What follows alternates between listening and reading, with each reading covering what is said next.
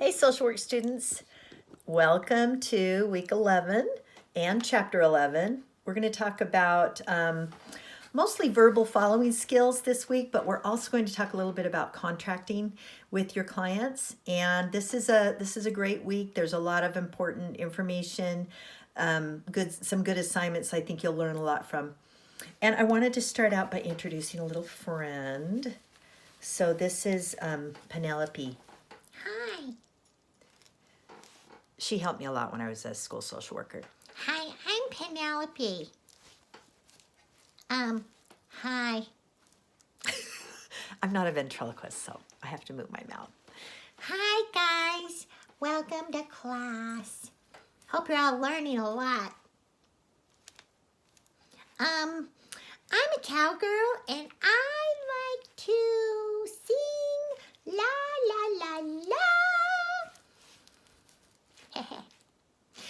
And Mrs. D is going to talk to you today about contracting and verbal following. So, hope you're all ready to learn.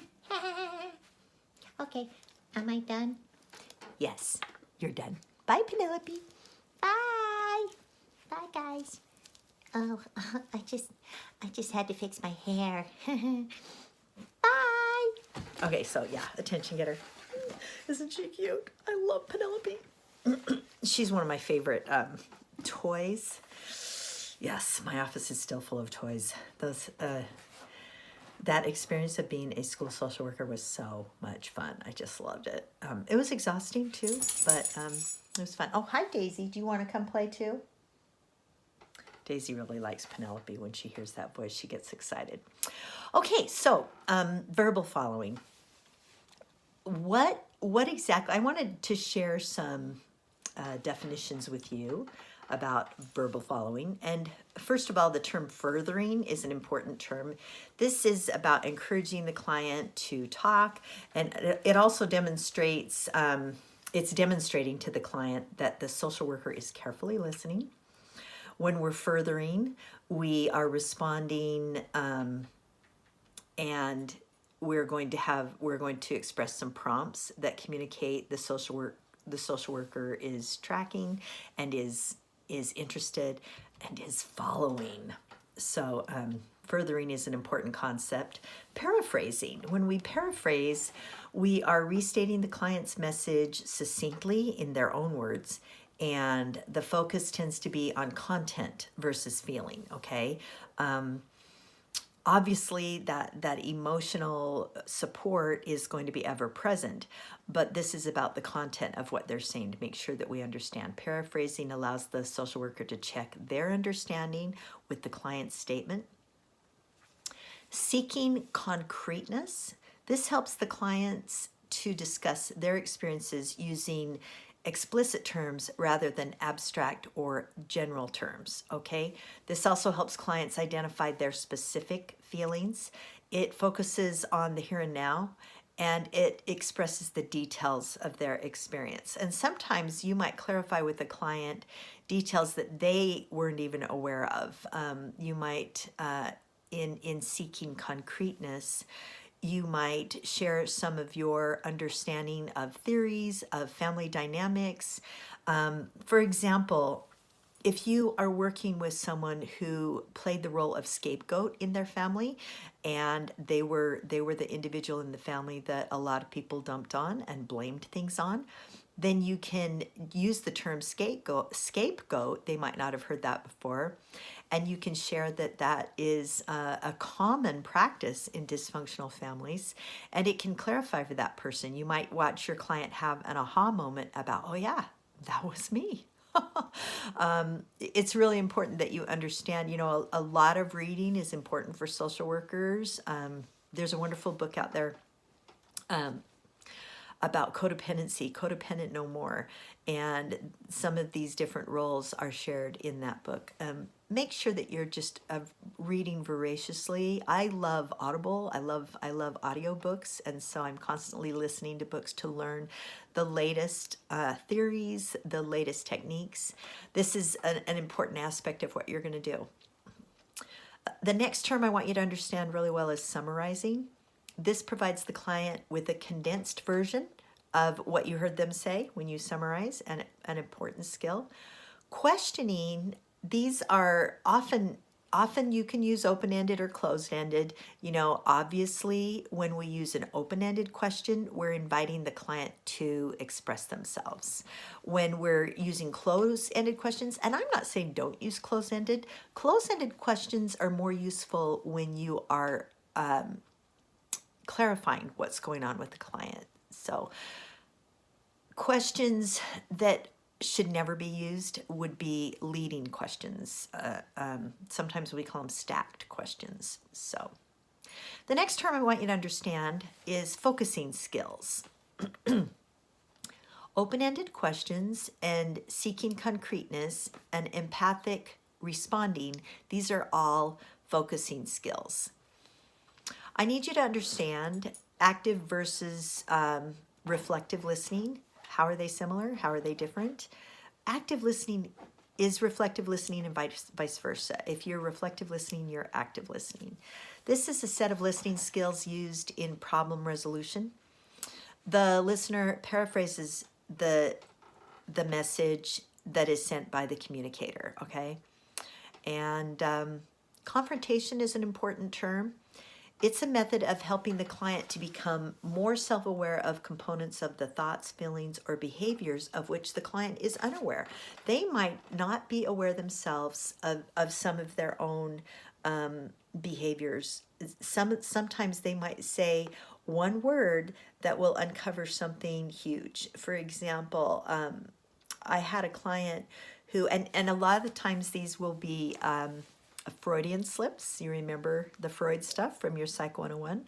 A Freudian slip is when someone says something that means something completely different. It often might have a sexual component. And so these when you confront a client, you're identifying problems in their communication, you're addressing self-defeating patterns of behavior, but you're also identifying the client's strengths. Very, very important. Components of effective confrontation include they support the goals of therapy. You've established goals with your client. What are you wanting to get out of therapy? And so effective confrontation is going to support that goal. You might remind a client if they had a goal to get a better job, you might remind them in confrontation some of the many goals that they had behind this big goal. Okay, goals often are achieved when we have goals that meet the goal. Okay, so if the big goal is to get a better job, then the goals underneath it include getting out of bed in the morning, right? Brushing your teeth. We might help the client, empower them with something as simple as a to-do list, right? That big to-do, the big goal at the bottom of the to-do list is to get a better job, but the little mini goals that make up that big one include getting out of bed, taking a shower, all the little components of the day that are going to empower that person to, in the end, get a better situation for their own employment. Components of effective confrontation also include meeting the client's needs. They're appropriately timed. We're not going to confront a little gal with an eating disorder in the first couple of sessions that we have with her. We're probably going to need to spend some time building rapport. So confrontation needs to be timed effectively. Confrontation is specific and it's always client-based, okay? It's never about our goals. It's about the client's goals. It's about the client. Barriers to communication include transference. If you are triggered yourself personally by a client's experience, then you need to be aware of that, and you need to acknowledge that, and you need to step back. There are times that you might even need to refer a client out to someone else. Another barrier might be the client's fear of the social worker's response. Sometimes and oftentimes you will be viewed as an authority figure to a client. So you need to be aware of that. You know, you're not their friend. You're their social worker, your therapist, whatever role you're in, case manager. You are someone that they might deem as an authority figure. And so recognizing that there's a certain fear that that client has, it may be in your power to return their children to them or to remove their children from them. So, yeah. Oftentimes, when I was doing clinical work, I would work with parents that were very protective of their children, and so their mama bear claws would show. And guess what? They were being protective, and so social workers need to be careful about analyzing what the behavior is about. If they're being protective of their children, but their mama bear claws are showing, it could be interpreted that they are bears, that they're grizzly bears, not mama bears. And so helping clarify that with a client can be a very good strategy. Another barrier to communication might be the client's own denial. If the social worker minimizes something that they're experiencing that they've interpreted as huge in their life, that can go south really fast. Clients might feel a responsibility for their situation. They might feel very judged. You need to check your behavior, make sure that you are not misinterpreting what's being communicated to you. I had a situation in which a client was brought in, court ordered to take a domestic violence classes, and because I had worked with so many clients who, in fact, about 99% of my clients were either drunk or high when they committed their domestic violence, that was my knee jerk. That's what I assumed had happened with this individual. And when I referred to that, she became very, very offended. And she said, "You don't understand, for religious reasons and because my own father was an alcoholic, I have never touched a drink in my life. And for you to assume that, you know," anyway, she clarified for me in a hurry, and I recognized that I had had a stereotypical response to an assessment situation, which was very, very wrong. And I had to step back. I had to apologize profusely and recognize, clients know that you're human, and that's okay. You can be human, but also you need to acknowledge your mistakes and go from there. Another term that we've talked a lot about, but I think can never be talked about too much, is confidentiality.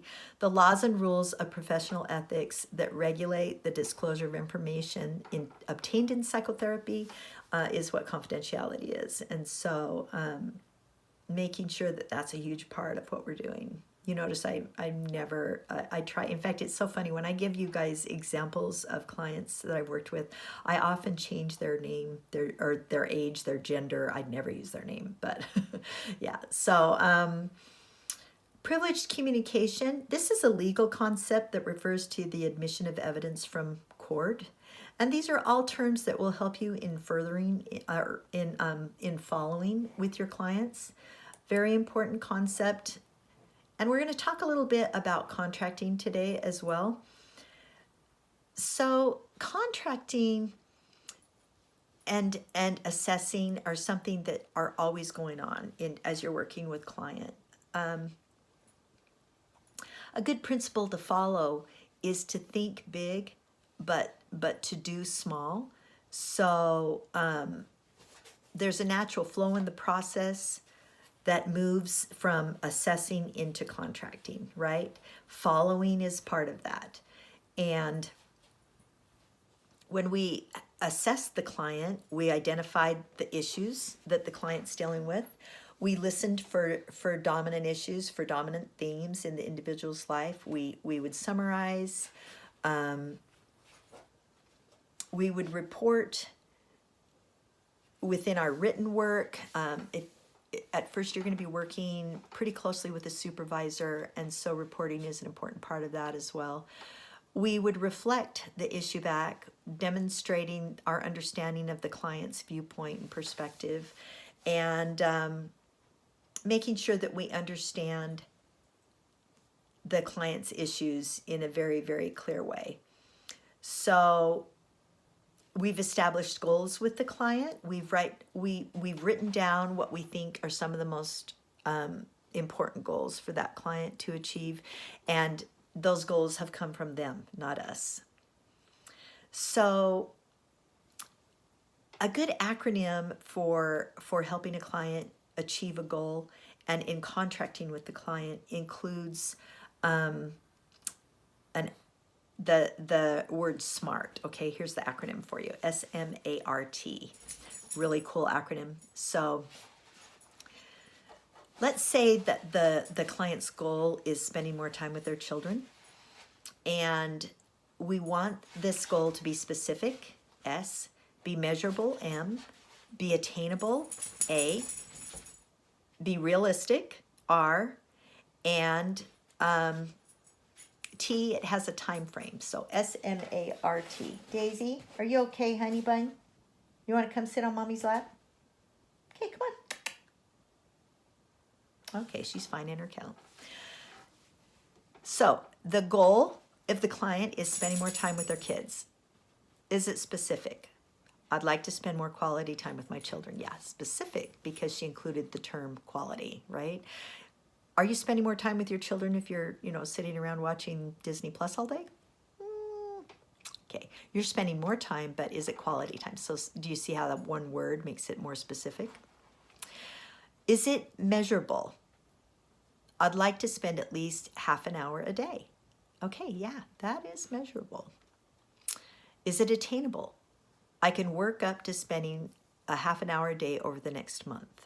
Okay, that makes it a little more clear, makes it attainable, gives you boundaries for that goal. Is it realistic? I will spend 30 minutes on Monday, Thursday, and Friday this week with my child. Is that realistic for most people? Hopefully, yeah. And T, has it a time frame? I will start by spending 30 minutes 3 days this week and then work up to 5 days in 2 weeks. Yeah, that's a good goal, good time frame. SMART, remember those. Specific, measurable, attainable, realistic, and time frame. So making the goals specific is where contracting comes into play. We can create worksheets for these goals. And sometimes this is really good, especially if your client is a more visual learner. Writing down can be very effective. Having the client write it down, depending on their age and literacy levels, this can be an effective thing. If they are young or not literal, not they don't have good literacy skills, then you can write it down. With children, with teenagers, sometimes even with adults and elderly, markers are great. Using cardboard stock, poster board, something that helps. And having a good supply of these things in your office is pretty elemental and can be very, very helpful to help these visual clients. When you're contracting, using these tools, using markers, using poster board, things like that can be, a little more dramatic, a little more effective. Developing an action plan is a big part of contracting, and identifying what the action steps are. So as you're assessing and contracting, a big part of what you're doing is planning for your evaluation at the end. These activities, assessing and contracting, continue throughout your work with the client. And during the contracting phase of social work practice, you are, on the basis of assessment and in conjunction with the client, you're attempting to define clearly the issues and goals for work and to develop plans likely to resolve the identified issues and achieve the final goals. This is what contracting is all about. So you are going to find it a very, very useful tool. There are some wonderful templates out there for contracting with clients. I would use a very basic contract in working with clients who were suicidal. And of course, as you're evaluating this, a lot of what we do is keep our clients safe, evaluating, analyzing if they are at danger to themselves or others is an important part of what we do. And contracting is a very good way of it's not a done deal when you do a contract with a client that they are not going to harm themselves or others, but there's studies out there that show that there's very much an increased safety measure by doing these contracts. Now sometimes you still might need to make sure that they're getting medical attention, sending them to the emergency room, yada yada. but often a contract can be a very effective measure if you analyze them and you recognize that they are not necessarily a danger to themselves for others. With this contract in place, then part of what you're doing is covering your own tushy by making sure that you note in your chart about this client that you did a contract, that you did everything in your power to keep them safe. So contracting, following, these are very important concepts. Please don't hesitate to call, text, or email me if you have any questions about this week's assignments. And I look forward to hearing from you.